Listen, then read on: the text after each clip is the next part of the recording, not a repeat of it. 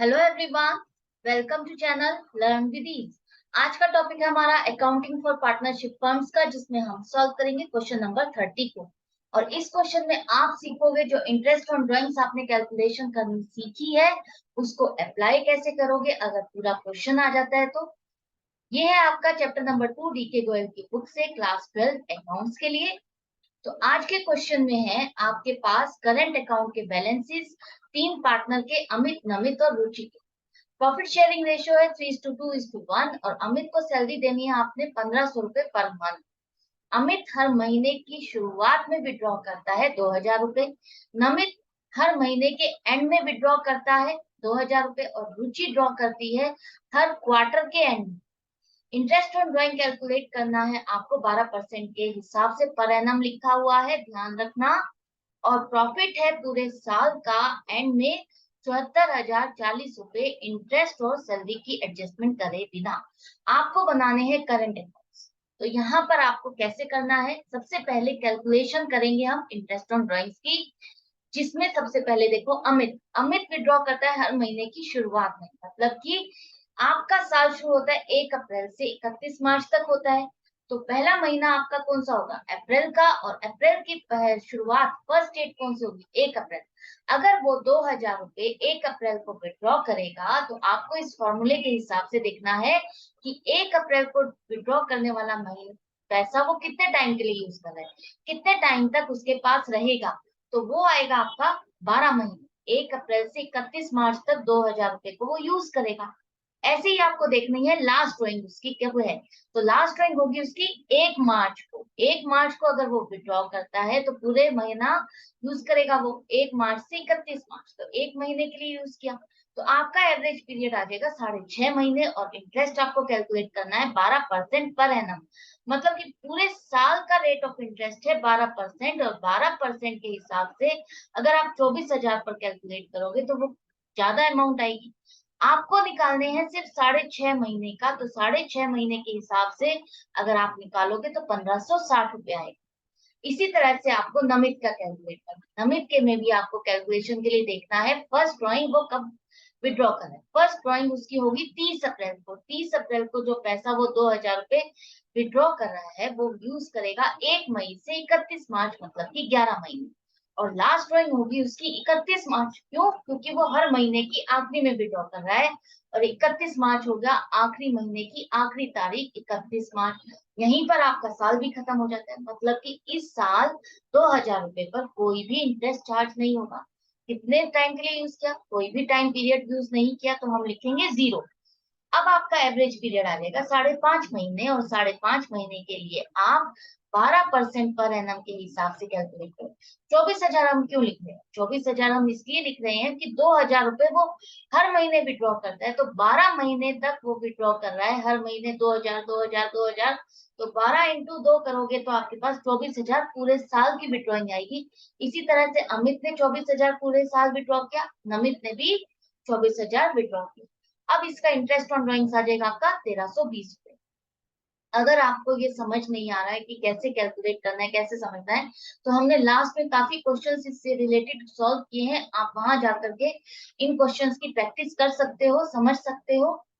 इसके बाद रुचि का देखो आप, वो हर क्वार्टर के एंड में करते। क्वार्टर का मतलब होता है 1/4, एक चौथाई किसी भी चीज का 1/4। तो साल आपके 12 महीने हैं, तो इसका 1/4 कितना होगा, 3 महीने। इसका मतलब है रुचि हर 3 महीने के एंड में विड्रॉ करती है। मतलब कि 3 महीने में जो आखिरी वाला महीना है उसकी आखिरी वाली तारीख को वो विड्रॉ करती है।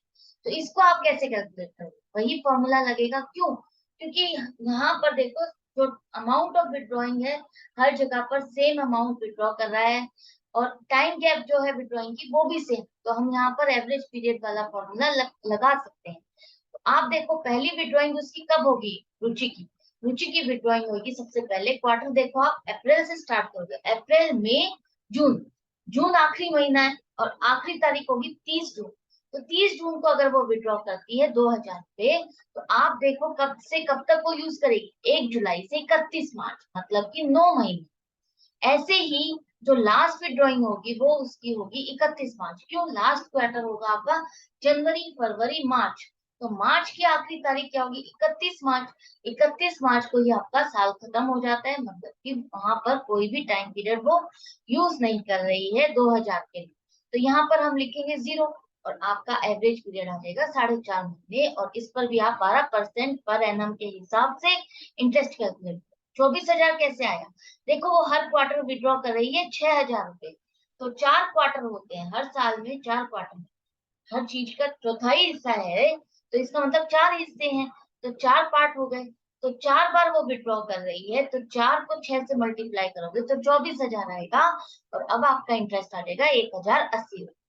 अब आपने तीनों पार्टनर के इंटरेस्ट ऑन ड्रॉइंग्स कैलकुलेट कर लिया है। अब आपको देखना है कैसे आप इसको प्रॉफिट को डिस्ट्रीब्यूट करोगे। तो इसके लिए आपको बनाना होगा profit and loss appropriation account. Directly current account नहीं बना सकते हो। अगर करंट अकाउंट यहाँ लिखा हुआ भी है तो आप ये मत करना कि सिर्फ करंट अकाउंट बनाना है, एप्रोप्रिएशन नहीं बनाना।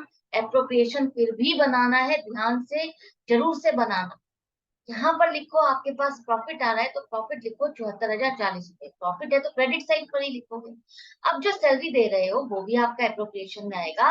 तो अमित को आप सैलरी दे रहे हो 1,500 रुपए हर महीने, तो 1,500 मल्टीप्लाइड बाय 12 आपका हो जाएगा 18,000।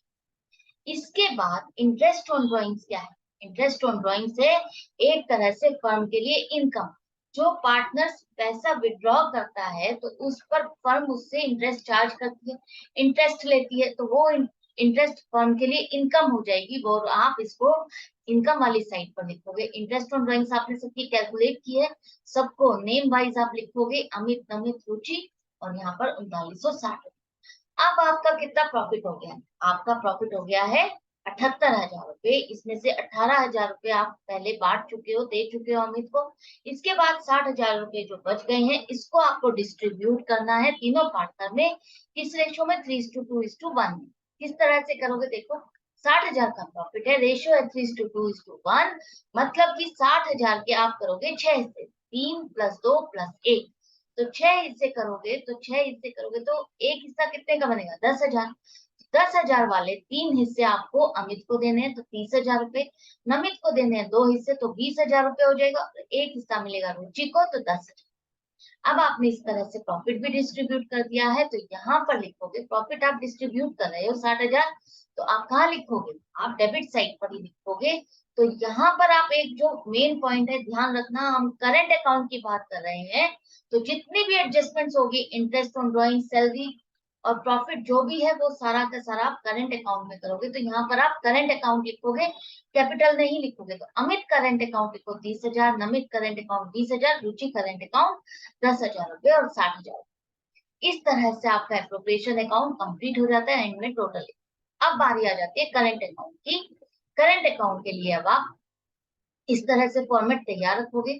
आपको पता है जो वहां पर क्वेश्चन में ओपनिंग बैलेंसेस दिए गए हैं, वहां पर ध्यान से रीड करके आपको लिखना है। जहां पर क्रेडिट बैलेंस लिखा है वो क्रेडिट बैलेंस आप लिखोगे क्रेडिट साइड पर। कैपिटल का आपको पता है क्रेडिट बैलेंस होता है, और अगर डेबिट बैलेंस है इसका मतलब है वो उस पार्टनर ने ज्यादा विड्रॉ किया हुआ है फर्म से। तो रुचि का है डेबिट बैलेंस 1,000 रुपए, तो आप डेबिट साइड पर लिखोगे। इसके बाद आपका आ रहा है पार्टनर को सैलरी। सैलरी किसको दी? आपने अमित को दी है, तो अमित वाले कॉलम में लिखो 18,000। इसके बाद आपने इंटरेस्ट ऑन ड्रॉइंग्स है, इंटरेस्ट ऑन ड्रॉइंग्स कितना है? 1,560 रुपए, 1,320 रुपए और 1,080। क्यों लिखेंगे हम डेबिट साइड? क्योंकि ये एक तरह से पार्टनर्स के लिए नुकसान है, उनकी कैपिटल में से ही लेस होता है। ड्रॉइंग्स जैसे होती है उसी तरह से इंटरेस्ट ऑन ड्रॉइंग्स को भी हम उनकी कैपिटल में से ही लेस करते हैं, क्योंकि एक तरह से ये भी उनकी विड्रॉइंग्स ही मानी जाएगी, तो आप उनके अकाउंट में ही डेबिट करो। इसके बाद जो आपने प्रॉफिट शेयर किया था उसको आप डिस्ट्रीब्यूट जो किया था वो आप लिखोगे शेयर ऑफ प्रॉफिट। ये क्या है? ये आप ऐड करोगे। प्रॉफिट क्या हो रहा है? आपके कैपिटल में ऐड होगा। आप पार्टनर्स को प्रॉफिट दे रहे हो, डिस्ट्रीब्यूट किया है, ऐड होगा उनकी कैपिटल में। अब आप बताओ क्या आपने सभी कुछ कवर कर लिया, लिख लिया, आपका क्वेश्चन कंप्लीट हो गया है? नहीं हुआ है। अभी जो मेन पॉइंट है और बहुत सिली मिस्टेक है जो आप लोग करते हो वो ये है कि आप सारी चीज एडजस्टमेंट तो कर लेते हो लेकिन ड्राइंग्स लिखना भूल जाते हो। ड्राइंग्स पर इंटरेस्ट तो कैलकुलेट कर लिया, लेकिन जो ड्राइंग्स पार्टनर्स ने की है वो भी तो आप उनके अकाउंट में लिखोगे। तो करंट अकाउंट में ड्रॉइंग्स है तो आप डेबिट करोगे, उसकी कैपिटल में से लेस होगा, तो आप 24,000 अमित की है, नमित की भी 24,000 है, रुचि की भी 24,000 ड्रॉइंग्स। अब यहाँ पर आप बैलेंसिंग करोगे, तो बैलेंसिंग करोगे तो आपको पता है अमित का क्रेडिट बैलेंस आ रहा है 53,000 रुपए और डेबिट साइड का टोटल कम आ रहा है 25,560 रुपए, तो इसका आ जाएगा आपका क्रेडिट बैलेंस अमित का। क्यों? क्योंकि क्रेडिट साइड का टोटल ज्यादा है, डेबिट साइड का कम है, तो आप लिखोगे यहाँ पर इक्वल करने के लिए डेबिट साइड पर 27,440 रुपए। इसी तरह से अब आप नमित के अकाउंट को देखो, नमित का अकाउंट का टोटल क्रेडिट साइड का आ रहा है 22,000 और डेबिट साइड का टोटल आ रहा है 25,320 रुपए, जो कि माइनस बैलेंस हो गया। माइनस बैलेंस का मतलब हो गया है डेबिट बैलेंस हो गया है, डेबिट साइड का टोटल ज्यादा आ रहा है, क्रेडिट साइड का कम आ रहा है, तो ये डेबिट साइड का बैलेंस है 3320 रुपए, जिसे हम इक्वल करने के लिए टोटल, दोनों साइड के टोटल को इक्वल करने के लिए कहाँ लिखेंगे? क्रेडिट साइड पर लिखेंगे 3320। इसी तरह से रुचि का देखो, रुचि का आपका देखो क्रेडिट साइड का टोटल है 10,000 और डेबिट साइड का टोटल है 26,080 रुपए, तो यहाँ पर भी देखो माइनस बैलेंस हो गया 16,080 रुपए। डेबिट साइड का टोटल ज्यादा है, क्रेडिट साइड का कम है, और आपको यहाँ पर इक्वल करने के लिए क्रेडिट साइड पर ही लिखना होगा 16,080। डेबिट बैलेंस का मतलब है कि इन दोनों पार्टनर्स ने फंड से ज्यादा विड्रॉ कर लिया है, इनकी कैपिटल कम है। तो यहाँ पर एंड में अब आप टोटल लिखोगे तीनों पार्टनर्स के। यहाँ पर भी एक जो सिली मिस्टेक करते हैं स्टूडेंट्स, वो ये करते हैं कि ध्यान नहीं रहता, जल्दी में नर्वसनेस में कंफ्यूजन में जल्दी में वो टोटल में एंड में गलत लिखते हैं। जैसे कि यहाँ पर आपको 25,320 लिखना है, क्यों? क्योंकि जिस जिस भी टोटल, जो भी साइड का टोटल ज्यादा होता है हमें वही लिखना होता है। हम तभी तो बैलेंसिंग करते हैं, तभी तो इक्वल करते हैं। तो यहाँ पर देखो आपका डेबिट साइड का टोटल ज्यादा था तो आप उसी को ही लिखोगे, 22,000 नहीं लिखोगे। जैसे अमित के केस में तो हमने 53,000 लिखा क्योंकि क्रेडिट साइड का टोटल उसका ज्यादा था।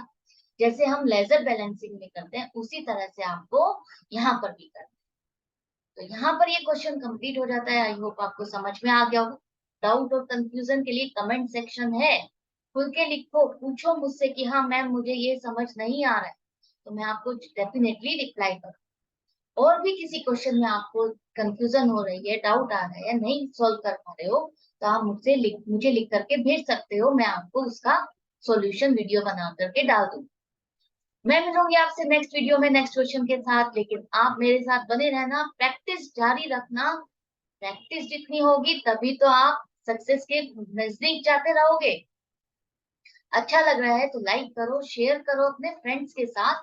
ऑनलाइन क्लासेस के लिए आप मुझे व्हाट्सएप भी कर सकते हो। Good bye and take care.